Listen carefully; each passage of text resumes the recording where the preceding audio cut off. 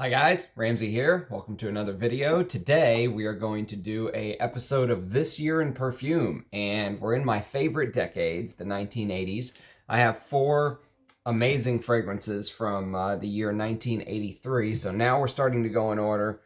We went through 1982 last time, which had some amazing fragrances as well, and so we're really getting into the heart of some of the fragrances that I wear frequently and love, and as a vintage lover and a vintage hunter of these fragrances, I'm very excited to share these with you. So these are not ranked. Again, these This Year in Perfume is just to kind of highlight some of the releases from each year that I actually have in my collection. Now, there's a lot that I don't have in my collection.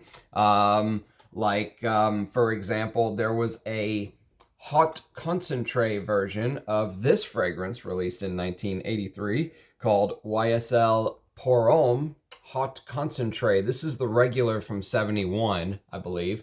So I don't have the hot concentrate version, which came out in 83. The difference is that the cap is black instead of red. But it's supposed to be an amped up version of this, which I think I would really like. This citrus style fragrance is not my favorite, but this is one of the better done versions of this in my opinion. So I would love to try the hot concentrate version one day. And then, some of the other fragrances that came out in the year 83, which I've never tried. There's Paris from YSL. L'Ombre dans l'eau from Diptyque. Never smelled that before. There's Diva from Emmanuel Ungaro. That was a feminine targeted release. So was Paris. But now I've been, very open to trying some of these fragrances that in the past I never would have. Jardins de Bagatelle from Guerlain came out. I've never tried that. So there's a lot of 83 releases I've never tried. Even Missoni Uomo I've never tried. They're kind of an under-the-radar Italian house, if you will. But before we get into the four fragrances from 1983, let's just do scent of the day first, and it's a banger. This is backup bottle worthy. I need to get a backup bottle. If I could find one at a great price, I would love to scoop it up. But since I have a 100 ml bottle, this backup bottle business kind of seems like it's a sickness, because I probably don't need it, with the size of my collection. But I just, sometimes you get to this point where you feel like, God, what if in 10 or 20 years I run through this entire bottle and then I can't get it anymore without paying silly money? So why not scoop up a backup bottle now for 50, 60, 70 bucks? Is it needed? Probably not, but it's something that's been crossing my mind, and this is Jacques Bogart Furio. Oh man, let me give you a couple sprays of this. Oh my God. This is an absolute masterpiece in my opinion, and apparently the perfumers, oh, it's so good. The perfumers were Ron Winograd, who made a couple of my favorites, like Lagerfeld Cologne, or Lagerfeld Classic as it's known now. And he also made Leonard Pour Homme, if I'm not mistaken. I don't have his info up. I'm going off of memory here. But Parfumo, now Fragranticus doesn't say this, so don't quote me on this, but Parfumo shows the joint perfumer of Furio to be none other than Thierry Vassa. How about that? Now, I know Thierry Vassa made Salvador Dali Pour Homme, which is also kind of in this range, this really animalic, spicy. Oh my God. The first 30 seconds of this is either the most disgusting thing you've ever smelled or the most amazing opening you'll ever smell in perfumery. It's just the civet or civetone or whatever it is back then. This came out in 88, so we'll get to this in a couple years.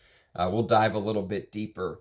But Furio has, to my nose, there's a couple differences in notes from Parfumo and Fragrantica, go figure. Parfumo has a note of ambrette seed listed, and I really get that. I think that's a correct note that's not listed in Fragrantica. And if you ever listen to someone like Roja Dove talk, he always talks about how expensive of a material ambrette seed is, because it's supposed to simulate this musk, if you will, even though it's a plant. It's one of the only natural ways to simulate a musk note. And he talks about how expensive it is, and that's why he has to charge $500 a bottle. Well, here you go, 50, 60, 70 bucks. This is discontinued, but one of the best uses of ambrettes. There is florals listed, but it just builds the overall accord. You're not going to smell this and go, ooh, carnation, ooh, jasmine. I don't think so. I mean, it's just heavy civet, heavy animalic features, almost like a take on Koros. So this came out 7 years after Koros, but still, God, I love this fragrance so much because it's so daring. This is 100% the opposite of why Eau de Parfum or Bleu de Chanel or any of that crap. This is the complete opposite end of the spectrum. This is shock factor perfumery, and I love that. So that's my scent of the day. I love wearing these scents. I'm forcing myself to wear more and more of my favorites because I'm always out testing all these other fragrances. And, while I enjoy doing that because it allows me to discover, nothing lets you discover a fragrance like giving it a full wear. Spraying it on a test strip or, even wearing it to bed doesn't really give you the experience of giving it a full wear for the day. And so because I do that all the time, I tend to kind of put these fragrances that are my favorites on the back burner. So now I'm trying to make a more concerted effort to wear these type of fragrances, which I love so much. Okay, so now that scent of the day is out of the way, let's do what was going on in '83. So there were two big hits. There was Flashdance in the movies, which came out in April of '83. And then there was Star Wars Episode 6, Return of the Jedi, which came out in May of 1983. Those were the two biggest grossing movies by far. So apparently Tootsie also did well, but that came out at the end of '82, December of '82. So Star Wars Episode 6, Return of the Jedi, is by far the highest grossing movie from '83. Also, Trading Places, I think, came out in '83, if I'm not mistaken. As far as songs go, The Police had Every Breath You Take, which I'm not going to try to sing it, but it's probably going through your head right now. Michael Jackson had Billie Jean, and I think he had one more. Beat It. He had Beat It and Billie Jean from '83. He was in his heyday with the glove. And David Bowie, I think, had Let's Dance. So you get the idea. You get some of the hits from '83. Lionel Richie, All Night Long, came out in '83, I believe. And so those were some of the hits that I just kind of pulled up to share with you guys. All right, so let's get into the perfume here, now that you get a sense of 1983 as a year. And the first one I'm going to talk about is this. This is called Krizia Uomo. Now, I have come to really enjoy Krizia's fragrances, and I'm finding the house more and more worth diving into. And I didn't really build their collection purposely. I didn't go out and say, oh, I need to go buy Krizia Moods Uomo, and I need to go buy Tetra alla Scala, and I need to go buy Krizia Uomo because it's a Krizia. I just kind of built them over time. And now that I've aggregated this Krizia portfolio, if you will, I'm looking at them and going, wow, these are amazing scents. What other Krizia scents do I need to kind of go take a look at? Now, as far as this goes, I really appreciate this fragrance. I can respect it, but it's not my favorite. This is a little bit outside of what I would prefer. I'd much rather wear stuff like this than stuff like this, if you get what I'm saying. This is green with aldehydes in the top, and the aldehydes in the top mix with this green thing going on. Almost like I was complaining the Histoire de Parfum Rare Petroleum has that aldehydes in the top that mix with the oud in a strange way. This has the aldehydes in the top that mix with the greenness in a very strange way in the opening for me. After the first 15 to 20 minutes, it gets better. But the first 15 to 20 minutes is tough for me. But it's a green machine, just like the bottle. And there is some info on the bottom, but I can't really make it out very well. Yeah, I think it's just a batch code. I don't think it's anything major, but Krizia, these are all discontinued, by the way. And, you know, for summer, I might try and give this a full wear a couple times and see what I think. But honestly, there's a cheap fragrance that I will show you that remind me of each other where I probably don't need both. You know, if this got super rare and someone offered me a great amount of money, I might decant 10 mil just to have it for reference and sell this off. Even though I've never sold a fragrance in my life, I keep these for reference. Also, because I mentioned this the other day, your nose will change. Something that you smelled a year ago or 2 years ago, if you hate, you might come back to it and go, wow, I can't believe that I didn't realize this or that or how beautiful it is. Or your nose just completely switches and all of a sudden you appreciate it. That happened to me with Creed's Royal Mayfair. When I first bought it in 2016 or whenever it was, 17, I hated it. I almost gave it away. But I decided to just keep it. I came back a couple years later and said, wow, look at all these other facets I missed. Now I love the fragrance. So I'm always a little hesitant about giving stuff away, but this is the fragrance that, whoops, let's put this the right way, shall we? This is the fragrance that is very close to Krizia Uomo, and that's Jacques Bogart One Man Show, another Bogart. I love their presentations, by the way, with the built-in atomizers. Just so 1980s. I love that presentation. I actually really like the built-in atomizers, to be honest with you.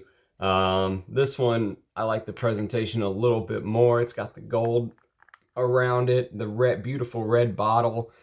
This is more of their traditional bottle look, and you'll see other fragrances in this bottle right here. But Krizia Uomo, it's a fragrance that is not my favorite from '83, but I'm glad to have it, and one house that I really plan on diving into. Some people compare this to Calvin by Calvin Klein. I don't see any comparison at all. None. Maybe this could be like a strange second cousin to SAR, but I prefer Van Cleef & Arpels SAR over this, you know, big time. I prefer that fragrance. So Krizia Uomo, it's one that if you're into green fragrances, if you like things like, you know, synthetic jungle, not that they're the same, but if you like green fragrances, check this out. Now, another green fragrance that I would say I like a little bit more than Krizia Uomo, and that, again, this is just personal taste here, so I'm not ranking these saying one's better or one's worse. You might really love Krizia Uomo and hate this one, and for me, I like this one more, and Krizia Uomo I'd probably put on the back burner a bit as far as wears go. But this is a fragrance from a house called Enrico Coveri, and this is called Pour Homme. Somebody told me the other day that I don't leave the names of the fragrances up long enough, so write that down if you are, or you can always pause the video. This is also, I believe, a newer bottle. I don't know if this is still in production or if it's discontinued, but I have seen some older bottles, and it doesn't look like they're distributed by Evaflor, I'll tell you that. I think it was something different. So, but I do feel like this is a good reformulation. Probably the biggest difference with the older bottle is the amped up oak moss, because this does have a lot of oak moss in it. It's basically a take on a fougere, an aromatic fougere, and it's very well done. Very well done. If you're into aromatic fougeres, if fougere is your favorite fragrance style, you have to get your nose on Enrico Coveri. And this is one that doesn't get very much talk. I couldn't find who the perfumer is either, I don't believe. Let me just check Parfumo really quick. There's nothing in Fragrantica. Yeah, there's nothing in Parfumo either. But this is basically the citrus top, classic aromatic fougere structure. You've got citruses in the top, lemon, lime, bergamot, and grapefruit. And then it goes into the heart of lavender, which you would expect. Tarragon. There is a clove note in here. And there's a cumin note, two notes that does tend to put people off, but it's very well blended. I would never think that, you know, the cumin in this would be body odorish and put somebody off. And then the base is patchouli, cedar, vetiver, sandalwood, amber, musk, and vanilla. So yesterday I did my vetiver fragrance where I talked about some of the fragrances that use vetiver as part of the composition. I didn't even talk about this. Like I said, there's probably 50 other fragrances you could have grabbed because vetiver is such an important part of a fragrance composition. And in fact, Euro Rose sent me something later. I don't have the exact verbiage, but he was explaining to me that, you know, vetiver is basically, or one of the vetiver compounds. I forget the name. Pardon me, but he said that's almost like the first thing that a perfumer puts in his perfumer bag, you know, when he goes to create something, because it's that important to so many compositions. And this is very 1980s because of the aromatic fougere feel. I mean, if you like fougères, if you like the Azzaro Pour Hommes, if you like Paco Rabanne Pour Homme, it's really, really good. If you like Drakkar Noir, check this one out. It's in that family. It does its own thing. I really like the it almost feels like there's a little bit of an anise note in here too, even though there isn't one listed. I wouldn't be surprised if there's a touch of anise. So really, really good masculine. Again, these first two are good. They're not my favorites from the year. My favorites are coming up, and I really can't pick a favorite between these last two. But I'm going to just show them to you. Again, they're not in order, but this one, I think this might be the first time I've shown this one on my channel. This is a fragrance from one of my favorite houses. It's called Trussardi Uomo, okay? And I have the Selective Beauties version, which I think is the second version of this fragrance. I think there was one before the Selective Beauties, okay? But they've done a very good job. And this fragrance in this form, so Trussardi Uomo, the original, if you will, was discontinued a while ago. Now, they issued something else that has a similar bottle, but it looks different. I think the logo looks a little bit different. The way that the bottle doesn't have this, you know, snakeskin-like look. It's really plastic. Chris from Scentland said it reminds him of, you know, a dashboard of one of those cheap Italian cars. But I actually really like the presentation. And one thing you should know about this fragrance, the perfumer is Beatrice Piquet, who created one of my favorite fragrances of all time, L'Instant de Guerlain Eau Extrême. This and L'Instant de Guerlain Eau Extrême Lidge are her two masterpieces, and it's a shame that she has passed away. May she rest in peace. But 1983, boy, Trussardi Uomo is one of my favorite Italian leathers of all time. Let me show you one other Italian leather fragrance. I mean, look, that's supposed to look like a leather, you know, almost like it's a like a snake skin or alligator skin leather. And even though it's this cheap plastic, I really like the presentation itself. You know, cheap little cap, but who cares? I love this fragrance. This is an amazing Italian style leather. If you like fragrances like this, okay, which if you made me rank the two, I would probably put Fendi Uomo as my favorite Italian leather fragrance, okay? But this is very, very close to taking the lead. They're right there. They're neck and neck. But if you force me to choose, I would take Fendi Uomo. It just is a little bit more my style. This is almost like an Italian Bellamy. And this goes in a little different direction. There's a beautiful honey and orris in this as well, which I've told you before. I've learned that this leather, oak moss and orris combo do it for me, just big time. I don't know why. There's something with that powdery leather that I just really love. But don't think about don't think about fragrances like Queer Canage. This is nothing like Queer Canage. This is more like if you had a grandmother who was Italian, okay, and you went to her house and opened up her spice cupboard, okay, and let's say she has lived in the house forever. Let's say she's been in that house for 40 years, and the spices have been in there for 40 years, and even though she uses them and changes them out, over 40 years, the spices have just, become a part of that cupboard. It's a spice cupboard, period. And it's your grandmother's, your Italian grandmother's spice cupboard, which I actually had an Italian grandmother. Part of my family is from Sicily, so not really Italian. Sicily, they kind of think of themselves as their own people, but part of my family is Italian, and I will tell you that this Italian spice feel is a very specific feel.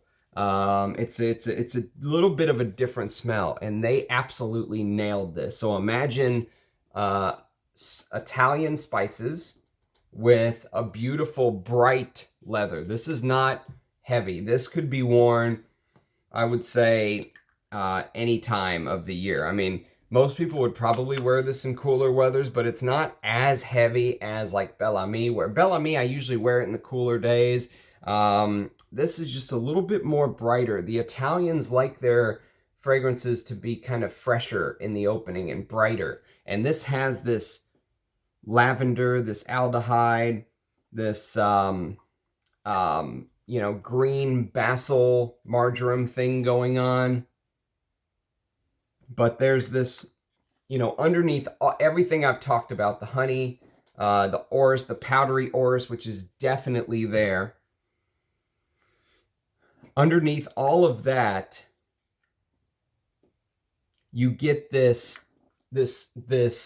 almost like, a ship, coming in from out of nowhere, out of the fog. You get this beautiful rose that just kind of peeks its head through, and it just adds this so classy. This is such a classy fragrance. And then there's a little bit of resinous, I think there's even patchouli. I think there's patchouli in this as well. So tacky presentation, but if you can find this version is discontinued, whether it's the first version or the Selective Beauty version. I think the first version is Scannin. I could be wrong, but I want to say it's Scannin. But it might even be Trussardi originally, if you can find a really old bottle. So maybe there's 3 versions, but the ones that are floating around now, I think, are either Scannin or Selective Beauty, if I'm not mistaken. But they're both amazing. So get whatever the best deal is that you can get, and just have this fragrance. Because the new one, the one that kind of looks like this, but they made it a little bit more modernized, the fragrance sucks. So don't even bother with that. It has to be this version, this bottle. So take a good look at the bottle. This is what you want. And Nikolai Trussardi, they were big into Italian leather goods, okay? So they made like really high quality gloves that were hand stitched and all this stuff. Very expensive. But he expanded his empire that his father left for him into fragrances. Unfortunately, I think he died in a car accident pretty young. But before he died, he put out some amazing fragrances. And this is one of my favorite from the house, you know, period, full stop. There's some other amazing Trussardi fragrances that I'll touch on when I do a family portrait of this house. But as far as Italian leather goes, to me, again, these are all just my opinion, but you're looking at the two best Italian leather fragrances right here, period. This came out much later, obviously, but this is like the father. You know, this paved the way, if you will. And then we're going to go to a Guy Robert creation. And this fragrance is, you know, this fragrance is, I didn't put it in my top 10 fragrances. You know, I put Jubilation 25 close from this house. I didn't pick this one. Just because I think Jubilation 25, to me is just, it's a little bit more, it's a little bit more accepted. You wear Jubilation 25, you know, even if people say, wow, you smell weird, I've never smelled anyone that smells like that, they're at least going to be intrigued. This can put some people off. It is a absolute monster in many ways. It's one of the powderiest fragrances I own. It has one of the most beautiful mixtures of civet and frankincense that you will ever see. And it's Amouage Gold Man. This came out in '83. So he did two. He did Amouage Gold and he did Gold Man. And, or I think when it was originally came out, it was called Amouage Cologne for Men or something. But this is the magnetic cap version. However, it is old enough that it has the name written right here. So I hear it's been reformulated. Someone told me that all the Amouages that have the name written on the bottle right here have been reformulated to death, and you don't want them with the new creative director coming in. But to me, this is Guy Robert's greatest creation. I like this better than Equipage even. But I will warn you that if you've never smelled this and you're a little bit of a, I don't want to say amateur, but newcomer to the fragrance game, you might smell this and go, grandma, baby powder, that kind of thing. It has that vibe. It absolutely does. But let this work with your skin. Put it under your shirt or whatever you do. Let it blend with your body chemistry. And this gives off the most, I want to say elegant. This gives off this old world perfumery. Okay, that's what this is. This is old world perfumery. I'm not talking the '83 fragrances I'm showing right here. I'm talking Guerlain from the turn of the century in the in the early 1900s. I'm talking,